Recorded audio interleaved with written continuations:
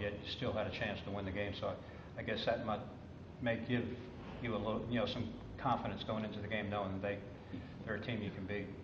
Well, I mean, you look at the first game and we kind of let that game slip away. We had some good looks at the basket and just didn't finish some of those. And you have to just do a better job of finishing plays around the basket and with some open shots.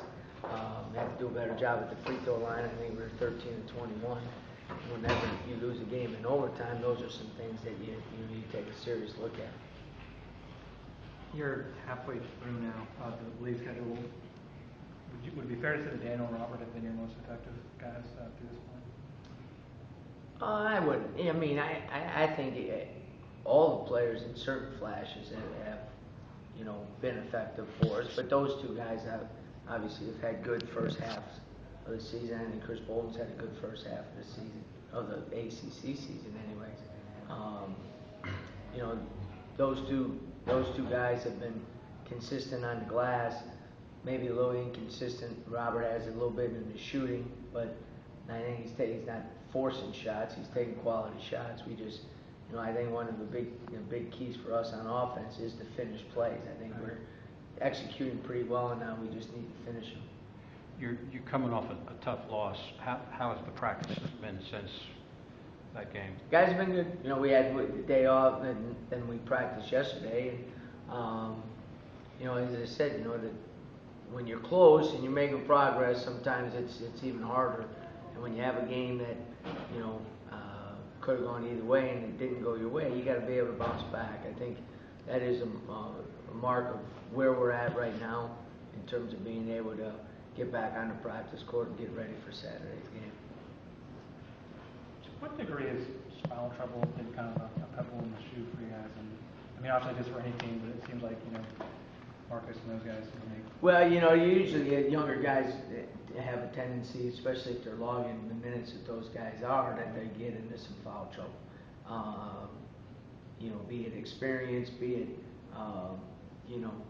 for lack of a better term, unfamiliarity with the officials or whatever the case might be. And that's just part of the process. Those are all pieces that go into the gaining the experience and what happens with younger players. But it has been, it has at times put us in a tough situation. But that's why I keep saying we need our guys that are coming off the bench to, continue to improve and give us a lift. Right. You mentioned naturally both Green and Raines, but Barksdale was another guy that really hit the boards hard against. Yeah, we were horrendous on the glass in that first game. We just really were out of position defensively, which gave up easy putbacks. And we have to, I think we're much better as a team in a lot of different areas today than we were when we played them. And again, I always say that all those things are important, but it's who plays better during the 40 minutes of the game. In this league, there's good enough players. Everybody has good enough players. You look at some of the scores. Is Virginia 40 points better than Clemson? I don't think so. But obviously, yesterday they played 40 points better than they did. And so, that's the thing you got to get to, where there's consistency during those games.